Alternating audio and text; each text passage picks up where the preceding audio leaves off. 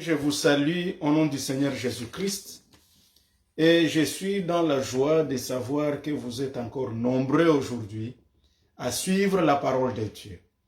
Alors, mes très sincères salutations de partout où vous nous suivez, de loin ou de près, que Dieu vous bénisse au nom du Seigneur Jésus-Christ. Alors, aujourd'hui, nous allons lire la parole de Dieu dans Philippiens chapitre 3 et nous lisons les versets 13, mais nous lirons également le second livre de Rois au chapitre 7 du premier verset et suivant. Je commence par Philippiens chapitre 3, verset 13. Frères, je ne pense pas l'avoir saisi, mais j'ai fait une chose, oubliant ce qui est en arrière et me portant vers ce qui est en avant. Gloire à Jésus. 14. Je cours vers le but pour remporter le prix de la vocation céleste de Dieu en Jésus-Christ. J'ai fait une chose. J'ai fait quelque chose. Fais quelque chose. Voilà le sujet de notre exhortation de ce jour. Fais quelque chose. Do something. 2 Rois, chapitre 7. La Bible nous dit, au premier verset, Élisée dit, écoutez la parole de l'Éternel. Ainsi parle l'Éternel. Demain, à cette heure, on aura une mesure de fleur de farine pour un cycle et 2 mesures d'orge pour un cycle à la porte de Samarie. L'officier sur la main duquel s'appuyait le roi répondit à l'homme de Dieu. Quand l'Éternel ferait des fenêtres au ciel, pareille chose arriverait-elle? Et Élisée dit, tu le verras de tes yeux, mais tu n'en mangeras point. Verset 3. Il y avait à l'entrée de la porte 4 lépreux, qui se dirent l'un à l'autre, quoi? Resterons-nous ici jusqu'à ce que nous mourions? Si nous songeons à entrer dans la ville, la famine est dans la ville. Et nous y mourrons. Et si nous restons ici, nous mourrons également. Allons nous jeter dans les camps des Syriens. S'ils nous laissent vivre, nous vivrons. Et s'ils nous font mourir, nous mourrons. Ils partirent donc au crépuscule pour se rendre au camp des Syriens. Et lorsqu'ils furent entrés à l'entrée du camp des Syriens, voici, il n'y avait personne. Verset 8. Les lépreux étant arrivés à l'entrée du camp, pénétrèrent dans une tente, mangèrent et burent, et en emportèrent de l'argent, de l'or et des vêtements qu'ils allèrent cacher. Ils revinrent, pénétrèrent dans une autre tente, et en emportèrent des objets qu'ils allèrent cacher. Gloire au Seigneur Jésus. Puis, ils se dirent l'un à l'autre, nous n'agissons pas bien. Cette journée est une journée de bonnes nouvelles. Si nous gardons le silence et si nous attendons jusqu'à la lumière du matin, le châtiment nous atteindra. Venez maintenant et allons informer la maison du roi. Gloire à Jésus. Alors, bien-aimés dans le Seigneur, comme je disais aujourd'hui, notre sujet s'intitule « Fais une chose ». J'ai fait une chose. Faisons quelque chose. Au fait, dans la vie, nous venons de lire le texte du second livre de Rois. Il s'agit d'un moment où il y avait la famine en Israël. Et comme il y avait la famine en Israël, il est arrivé que même le roi ne pouvait plus croire que la solution viendrait. Le roi n'avait plus confiance en quoi que ce soit. Et pourtant, à ce temps-là, tout le monde s'appuyait sur le roi. Et voici, Élisée dit, le prophète, il dit, écoutez la parole de l'Éternel, ainsi parle l'Éternel. Demain à cette heure, on aura une mesure de fleur de farine pour un cycle et 2 mesures d'orge pour un cycle à la porte de Samarie. En d'autres termes, Jérémie, en d'autres termes, Élisée, il vient prophétiser qu'il y aura la nourriture en abondance. Et pendant qu'il disait cela, le roi n'a pas eu confiance en Élysée, il dit à Élysée que même quand l'Éternel ferait des fenêtres au ciel, pareille chose arriverait-elle. Donc il a douté que même Dieu n'était plus capable de faire quelque chose. En effet, il existe des moments où dans la vie, vous avez essayé des choses. Vous avez monté un projet, vous avez prié, et des choses que vous êtes en train de voir inspirent un doute à telle enseigne que quiconque voit, il se dit, pareille chose n'arrivera plus. Il se dit, maintenant c'est fini. Il arrive dans la vie que tu te rendes compte que tu as tout essayé et rien n'a marché. Et tu t'es mis à genoux, tu as gêné, tu as prié, et tu te donnes au Seigneur. Et tu as fait tout ce que tu pouvais, mais tu te rends compte que les choses restent telles quelles, rien ne change, rien n'évolue. Et à ce temps-là, c'est le désespoir qui vient. C'est le découragement qui nous arrive. À ce temps-là, tu vois comme si tu es au bout. Et la bonne nouvelle d'aujourd'hui, c'est que quand tu es dans une telle situation, quand tu te trouves dans de telles situations où tu ne sais plus quoi faire, où tu supposes avoir fait ta part, où tu supposes que tu ne vois plus clair, tu ne vois rien devant, voici la bonne nouvelle pour toi, fais quelque chose. Ne te plains pas seulement, mais fais quelque chose. Nous regardons dans la vie et nous nous rendons compte que tous ceux-là qui ont changé le monde, tous ceux-là dont leur vie spirituelle, leur vie matérielle, leur vie financière, leur vie de projet, tous ceux qui ont vu les changements n'étaient pas des hommes ni des femmes qui s'étaient assis en train juste de se lamenter. Ils ont fait quelque chose dans la vie. Et quand nous lisons toute la Bible, les enfants d'Israël, lorsqu'ils venaient de l'Égypte, ils se trouvent devant la mer Rouge. Ici, nous sommes dans Exode chapitre 14. Pendant qu'ils étaient là, la Bible nous dit, ils ont vu que devant, il y avait la mer Rouge, derrière, il y avait les Égyptiens qui les pourchassaient, et à droite et à gauche, il y avait des hautes montagnes qu'ils ne pouvaient pas s'imaginer escalader, et donc, ils voyaient qu'ils étaient au bout. Et quand ils se sont vus au bout, la Bible nous dit, ils ont commencé à crier. Ils ont commencé à crier. Et quand ils ont crié, l'Éternel, d'abord leur leader Moïse, ici nous sommes dans Exode chapitre 14 verset 13, Moïse dit au peuple, ne craignez rien, restez en place et regardez la délivrance que l'Éternel va vous accorder en ce jour. Car les Égyptiens que vous voyez aujourd'hui, vous ne les verrez plus jamais. L'Éternel combattra pour vous et vous gardez le silence. Et la Bible nous dit, l'Éternel dit à Moïse, pourquoi ces cris? Pourquoi ces cris? Parle aux enfants d'Israël et qu'ils marchent. En d'autres termes, dis aux enfants d'Israël de faire quelque chose. Vous savez, à un certain moment, il nous arrive de rester juste des observateurs naïfs. Dans la vie, ne reste pas un observateur naïf. Tu as un enfant qui est malade.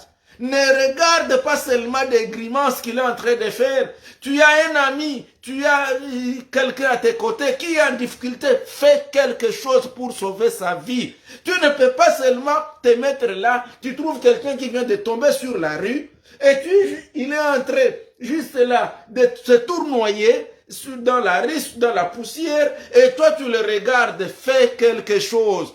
Ton geste peut sauver la vie de quelqu'un. Ton geste peut sauver ta vie. Et l'Éternel dit aux enfants d'Israël, il dit à Moïse, dites à ces enfants d'Israël qu'ils marchent. En d'autres termes, qu'ils avancent. En d'autres termes, qu'ils fassent quelque chose dans leur vie. Bien-aimés, nous devons faire quelque chose. La Bible dit, quand nous voyons ici les textes de 2 Rois, il y avait la famine. Et comme il y avait la famine partout, il y a 4 lépreux. Ces 4 lépreux, ils se disent l'un à l'autre, quoi? Resterons-nous ici jusqu'à ce que nous mourions? Est-ce qu'on va rester ici? Non. Et bien aimé, même toi aussi, je vous annonce une bonne nouvelle, ce n'est plus le moment de rester naïf jusqu'à ce que tu meurs. Ce n'est plus le moment de rester naïf jusqu'à ce que le pire t'arrive. Il y a déjà, on est découragé des situations que nous voyons dans certains pays. On est découragé des massacres, de voir les guerres, de voir les difficultés, les souffrances, de voir la misère. Mais la bonne nouvelle, c'est que n'observe pas naïvement.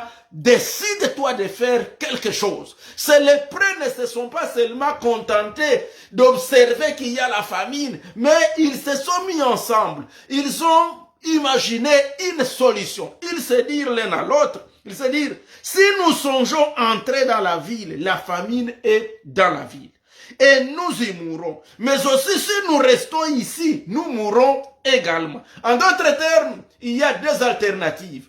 Si nous restons ici, nous mourrons. Si nous avançons aussi, nous mourrons. Mais qu'est-ce qu'il se dit? La décision d'aller mourir en avant, au lieu de mourir en faisant marche en arrière ou en stagnant dans une situation inconfortable, ici, ils ont compris que la meilleure décision, c'était d'aller au moins à l'avant. Vous savez, il vaut mieux aller mourir en avant que de reculer. C'est comme quand on a une file de militaires qui vont en guerre. Tout militaire qui peut avoir peur du combat, peur de l'ennemi et qui décide de faire marche en arrière, il mérite qu'il soit tiré par celui qui est derrière lui. En d'autres termes, un bon militaire doit accepter d'aller mourir au front. Or, nous sommes des militaires dans l'armée du Seigneur, car notre Dieu s'appelle l'Éternel des armées. Et nous sommes une armée du Seigneur. Nous ne devons pas reculer dans la foi, nous ne devons pas faire marche en arrière, nous devons avancer en avant. Et nous n'avançons pas pour mourir en avant, mais nous avançons car nous marchons dans la victoire. Il y a déjà une victoire qui est devant nous. Même si des fois nous voyons les obstacles, même si des fois tu vois les épreuves, même si des fois tu ne vois pas de chemin, avance, ça ne s'ouvre que quand tu y arrives. Bien aimé, la vie chrétienne que nous sommes en train de mener, je peux la comparer, cette marche, je peux la comparer à quelqu'un qui se trouve qui va dans un magasin et il se trouve devant une porte coulissante. La porte coulissante, là que tu vois, ne s'ouvre que quand tu t'y approches. Tant que tu resteras à une distance de 5 mètres, de 10 mètres, la porte ne s'ouvrira pas. Même si tu te lamentes, même si tu te plains, même si tu cries, oh porte, donnez-moi la clé. Personne ne va te répondre. Fais seulement une marche. Plus tu avances, quand tu avances, ça s'ouvre. Quand tu t'approches de cette porte et qu'elle sente ta présence, elle va s'ouvrir. De même, dans la vie chrétienne, quand nous nous approchons de Dieu, plus nous avançons, plus nous décidons de faire front contre l'ennemi, il va nous laisser la place. Le lépreux ici, c'est dire, si nous restons ici, nous mourrons. Mais si nous allons aussi dans la ville, nous mourrons. Mais prenons quand même une décision. La Bible dit, ils partirent donc au crépuscule pour se rendre au camp des Syriens. Les Syriens, c'était les ennemis. Ce sont les Syriens qui mettaient Israël à mal.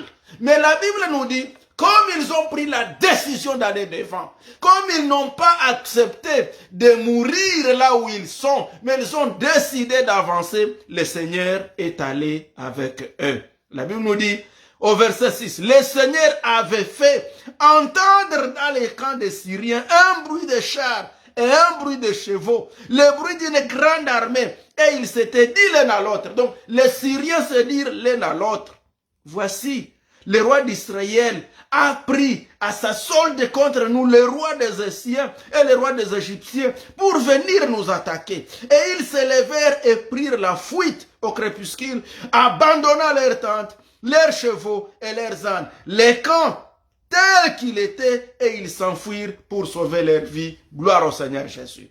Alors, les Syriens ont fui. Ils ont fui parce qu'ils ont entendu le bruit des chars. Le bruit des chars. Ils ont entendu qu'il y avait le bruit des chevaux. Il y avait le bruit d'une grande armée. Et en réalité, quel était le bruit des chars? Quel était le bruit des chevaux? Quel était le bruit d'une grande armée? C'était tout simplement les pas des 4 lépreux qui ont pris la décision d'aller de l'avant. Bien-aimés dans le Seigneur, fais quelque chose. Ne reste pas en train de te lamenter. Regardez, depuis que tu as commencé à te lamenter sur ta situation, depuis que tu as commencé à trop parler, tu fais des tours de quartier en quartier, de ville en ville, tu as fait des téléphones par-ci et là, tu as envoyé des messages par-ci et là, tu te plains. Tu te plains sur Facebook, tu te plains sur Twitter, tu te plains, je ne sais pas moi, sur TikTok, tu te plains partout. Tes plaintes n'ont rien amené comme solution. Mais si tu prends une décision de faire quelque chose, le Seigneur sera avec toi et tu auras la victoire et tu auras la paix que tu as longtemps demandé. Tu auras une ouverture. Tu verras que les dossiers pour lesquels tu pries, il aura une ouverture et le Seigneur va se glorifier. C'est les prêts ici, lorsqu'ils ont avancé, le Seigneur a pris leur décision et en a transformé aux yeux et aux oreilles des Syriens comme des bruits de chars, des bruits de chevaux, des bruits d'une grande armée. Et les Syriens ont fui leur camp. Ils ont laissé leur tente. Ils ont abandonné tout ce qu'ils avaient et la nourriture. Et lorsque les lépreux sont entrés, ils ont trouvé que le camp était vide.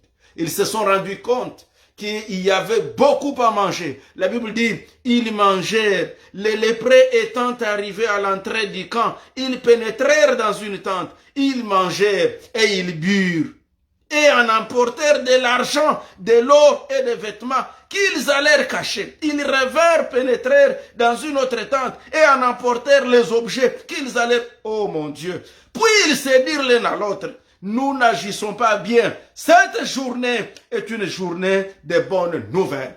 Je déclare au nom du Seigneur Jésus que ce soir soit un soir de bonnes nouvelles pour toi. Que cette journée soit une journée de bonnes nouvelles. Une journée, bien-aimée dans le Seigneur, où le Seigneur t'inspire, il te donne une révélation de faire quelque chose qui va changer tous les cours de ta vie. Vous savez, si vous avez le même salaire, si vous faites la même chose toutes les années, la situation sera toujours la même. C'est comme on l'a toujours dit, même en français, même en sciences, que les mêmes causes donnent toujours les mêmes résultats. Donc ça doit toujours être la même chose. Mais si tu veux que tu voies une chose différente, fais aussi quelque chose de différent. Tu veux voir les résultats différents, fais un travail différent. Car si tu fais ce que tu as toujours fait, tu auras les résultats que tu as toujours eus. Or, les résultats que tu as toujours eu sont des résultats qui te prouvent un désespoir, sont des résultats qui te prouvent un découragement, sont des résultats qui ne te donnent pas la joie dont tu as besoin, sont des résultats qui ne te donnent pas, qui ne correspondent pas à ce à quoi tu aspires. Alors, si tu veux que ta vie change, que ta situation change, que tes projets soient florissants et fructueux, change ta façon de faire les choses. C'est les prêts ici, ils ont changé la façon de faire les choses. Ils étaient toujours là. Ils étaient en train de se plaindre. Nous sommes des lépreux. Nous nous sommes mis à l'écart. Nous nous sommes isolés. On ne veut pas de nous. Mais ils ont pris leur mal. Et à partir de leur mal, ils se sont unis ensemble et ils ont décidé de faire quelque chose, de faire un pas en avant. Même les enfants d'Israël, lorsque Moïse leur dit, ne craignez rien, allez de l'avant comme l'Éternel vient de nous le dire. La Bible dit, l'Éternel dit à Moïse, toi Moïse, lève seulement ta main, ton bâton sur la mer. Et lorsque tu vas lever ton bâton sur la mer va se fendre. Et c'est comme ça que plus ils avançaient, plus la mer s'ouvrait. Je vous assure, il suffisait seulement que Moïse s'arrête au milieu et la mer ne pouvait plus s'ouvrir. Parce que la Bible nous dit, Moïse était devant, pendant qu'il levait sa main, qu'il levait son bâton, et voilà que la mer s'ouvrait progressivement. Israël venait derrière, et derrière, entre Israël et les camps des Égyptiens, il y avait une colonne que le Seigneur avait mise pour séparer Israël d'avec les ennemis. Plus ils avançaient, plus ça s'ouvrait. Et nous également, plus tu avances, plus ça s'ouvre. Quand tu t'arrêtes, ça s'arrête. Que Dieu nous aide. Vous savez, dans la vie chrétienne, plus tu continues, que ce soit dans tes affaires, que ce soit dans tes projets, que ce soit dans la vie spirituelle, plus tu avances avec le Seigneur, plus tu continues à prier, plus tu continues à l'aimer, qu'il te donne une inspiration, une révélation de ce que tu dois faire et tu verras que les choses vont s'ouvrir. Voilà pourquoi Paul avait dit dans Philippiens chapitre 3 que nous avons lu, frère, je ne pense pas l'avoir saisi. Paul aussi s'est dit, non, moi je comprends. Je ne suis pas encore arrivé, mais j'ai fait une chose. Alléluia. Paul s'est dit, j'ai fait une chose. J'oublie ce qui est en arrière et je me porte vers ce qui est en avant. Vous voulez que les choses changent dans votre vie? Faites quelque chose. Faites quelque chose, bien-aimé, dans le Seigneur. Faites quelque chose. Tes enfants n'étudient pas parce que tu as des problèmes de trouver des frais de scolarité. Imagine-toi à faire quelque chose. Ne néglige rien de tout ce qui se présente devant toi. Tout ce qui te présente devant toi, si Dieu te donne une inspiration, ça peut être une grande révélation. Lorsque Moïse se plaignait, lorsque Moïse avait vu que son peuple souffrait, Moïse voulait les aider par soi-même. Mais comme il ne pouvait pas, il a fui. Il est allé jusqu'à Madian, où il a passé 40 ans. Et pendant que le Seigneur lui demandait d'aller délivrer Israël, il s'est dit, mais avec quoi je vais les délivrer? Et le Seigneur dit, mais qu'est-ce que tu as? Le Seigneur pose la question à Moïse, mais qu'as-tu dans la main? Il dit, je n'ai qu'une verge, qu'un bâton. Et le Seigneur lui dit, avec ces bâtons-là, va délivrer les enfants d'Israël. Mon frère, ma soeur, tu as besoin que Dieu te révèle ce que tu as. À un moment donné, nous pensons que nous n'avons rien, absolument rien. Mais je vais vous dire, tu as quelque chose. Il suffit seulement que le Seigneur te révèle. Peut-être tu es là, tu as de l'intelligence, tu as encore les mains, tu as les deux yeux, tu as la bouche, tu as les deux pieds, tu as été à l'école, tu sais écrire, tu sais lire, je ne sais pas moi, tu as plein de choses, tu as des talents, tu as des capacités qui sont cachées en toi, mais que tu ne comprends pas comment tu peux les exploiter, mais que tu ne comprends pas comment tu peux les fructifier. Et moi je te dis que tout ce que le Seigneur t'a donné, bien aimé dans le Seigneur, même quand tu penses que c'est peu, tout ce qu'il nous a donné, c'est une source de bénédiction qu'il a caché à nous, mais à nous de prier pour qu'il puisse nous révéler. Un trésor est caché en toi. Il est caché en toi. Fais quelque chose. Ne te lamente pas. Dans des situations, dans le monde, ce que nous sommes en train de voir, nous voyons des guerres, nous voyons, je ne sais pas moi, la criminalité, nous voyons des violences, nous voyons un esprit de criminalité terrible. Nous voyons l'esprit de haine. Nous voyons comment les gens s'entretuent sans pitié les uns envers les autres. Et nous restons seulement en train d'observer. Le temps d'observation naïve est passé. Bien-aimés, faisons quelque chose.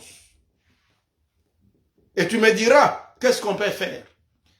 Si tu vois des enfants qui sont malades, tu peux t'approcher de ces enfants. Tu peux prier pour eux. Tu peux les amener à l'hôpital. Si tu trouves quelqu'un qui a faim, tu peux ne pas être capable de nourrir 10 000 personnes, mais tu peux nourrir une seule personne. Tu peux donner $1 à ceux-là qui font des organisations humanitaires pour aider les personnes en difficulté. Et ta petite aide, elle peut changer la vie de quelqu'un. Tu vois une situation, tu ne sais quoi faire, tu peux prier. Tu ne sais pas quoi donner, mais tu peux encore demander, Seigneur, toi qui connais les cœurs, souviens-toi de telle situation. Souviens-toi de telle nation. Souviens-toi de tel monsieur, de telle madame. Souviens-toi de ces orphelins. Souviens-toi de ces veuves. Souviens-toi de... Tu peux faire quelque chose. Tu peux aussi prier. Tu peux contribuer. Tu peux aider. Tu peux même parler. Tu trouves quelqu'un déboussolé. Il n'a plus d'espoir de vie. Tu peux lui dire, Jésus est capable de te donner l'espoir. Vous savez, une seule parole peut changer la vie de quelqu'un, même si tu ne te rends pas compte. Même si tu ne te rends pas compte. N'observe pas et tu restes bouche bée. Dis quelque chose. La Bible nous parle d'un homme, un officier. Et cet officier romain, Jairus, il avait son serviteur qui était malade. Comme son serviteur était malade, il a dit, il a envoyé les gens pour aller demander à Jésus de venir les guérir. Mais vous savez, lorsque Jésus était en route, les messieurs a envoyé les gens. Dites à Jésus, il peut juste dire un mot et mon serviteur sera guéri. Et Jésus a dit un mot et le serviteur était guéri. Nous également, une seule parole peut changer la vie de quelqu'un. Tu trouves quelqu'un qui pleure, tu peux juste le toucher, tu lui dis, ne pleure pas. Il y a un Dieu dans les cieux qui est capable de te réconforter et de t'aider. Tu ne sais pas cette petite parole, ce qu'elle peut changer dans la vie de quelqu'un. Bien-aimé, la même manière dont une parole décourage et blesse les cœurs, c'est de la même manière que la parole qui sort avec amour encourage ceux qui ont les cœurs blessés. Souvenons-nous de Job. Job, pendant qu'il était en difficulté, Job a dit une chose qui m'a beaucoup touché. Dans Job 6, verset 14, il dit, celui qui souffre a droit à la compassion de son ami, même quand il abandonnerait la crainte du Tout-Puissant. En d'autres termes, Job, dans sa souffrance, il avait juste besoin de la compassion de ses amis. Il n'avait pas besoin que ses amis puissent seulement se tenir et en train d'observer sa souffrance, en train d'observer comment il est en train de se gratter, en train d'observer comment il est en train de pleurer ses enfants, de pleurer sa richesse, d'être là abandonné à son triste sort. Il avait juste besoin d'une parole de réconfort. Que la parole de réconfort t'arrive ce soir ou ce jour. Mon frère, ma soeur, je ne sais pas la situation où tu es. Peut-être tu as manqué quelqu'un. Je viens auprès de toi pour te dire, prends courage, ne désespère pas, fais quelque chose. Ce que tu peux faire, si tu n'as rien à faire, Jérémie aussi a traversé la même souffrance. Dans Lamentation de Jérémie chapitre 3, verset 19, la Bible nous dit, Jérémie s'est dit, quand je passe à l'absinthe, quand je pense à ma souffrance, il dit, mon cœur est abattu au-dedans de moi. Mais Jérémie s'est dit, mais voici ce que je vais faire. Alléluia. Il dit, au verset 21, Lamentation 3, 21, voici ce que je vais repasser à mon cœur, ce qui me donnera de l'espérance. Tu as besoin, bien-aimé dans le Seigneur, de quelque chose pour te donner de l'espérance. Et pour Jérémie, c'était le verset 22. C'est que il va repasser, ce qu'il a repassé dans son cœur, c'est que les bontés de l'Éternel ne sont pas épuisées et ses compassions ne sont pas à leur terme. Elles se renouvellent chaque matin. Oh, que ta fidélité est grande. Voilà ce que Jérémie a fait. Jérémie a compris, oui, je traverse des moments difficiles, mais je ne vais pas rester en train de me lamenter. Je ne vais pas rester en train de me plaindre. Je ne vais pas rester en train d'accuser qui que ce soit. Je dois faire quelque chose. Et la première des choses, je dois comprendre que même si tout le monde est méchant, mais les bontés de l'Éternel ne sont pas épuisées. Mon frère, Dieu t'aime. Il y a encore un Dieu dans les ciels. Un Dieu qui a compassion de toi. Un Dieu qui te connaît. Un Dieu qui t'aime. Et d'ailleurs, Salomon, c'est lui qui a écrit. Ecclésiaste, il dit, vaut mieux un chien vivant qu'un lion mort, car il y a toujours de l'espérance pour quiconque respire. Tu respires encore, il y a encore de l'espérance pour toi. Alors, fais quelque chose. Et ce que tu dois faire, encourage-toi toi-même. Commence à t'encourager. Ce que tu peux faire, enlève la déception en toi. Ce que tu peux faire, refuse les plaintes. Ce que tu peux faire encore, refuse les lamentations. Ce que tu peux faire encore, refuse de te plaindre, bien-aimé dans le Seigneur. Les plaintes là ne t'aideront à rien. Fais quelque chose. Il y a un Dieu dans les cieux et il va te soutenir au nom du Seigneur Jésus-Christ. Tout le monde peut t'abandonner, mais il y a un Dieu qui ne t'abandonnera jamais. Il t'aime au niveau où tu ne peux jamais t'imaginer. Il a un amour incommensurable pour toi et ton avenir n'est pas ce que tu vois aujourd'hui. Tu as un meilleur avenir. Tu as un meilleur avenir. Fais quelque chose. Ne reste pas en train de te lamenter. Ne reste pas en train de te comparer aux autres. Oh tel, tel. Non frère, tu es là. Non ma soeur, tu es là. Non mon ami, tu es là.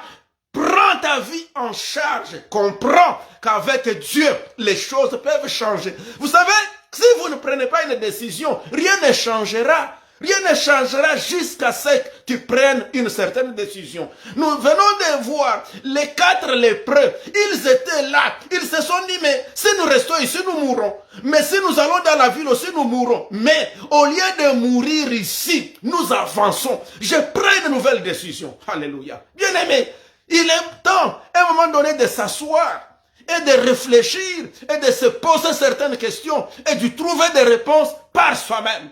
Et comprends que là où j'ai des limites, Dieu est amour. Quels que soient les péchés que j'ai faits, si je lui demande pardon, il me pardonne et je continue mon chemin. Voilà, bien-aimés dans le Seigneur, le peu de mots que je voulais qu'on puisse partager avec vous, c'est que fais quelque chose. N'observe pas une situation d'une manière naïve.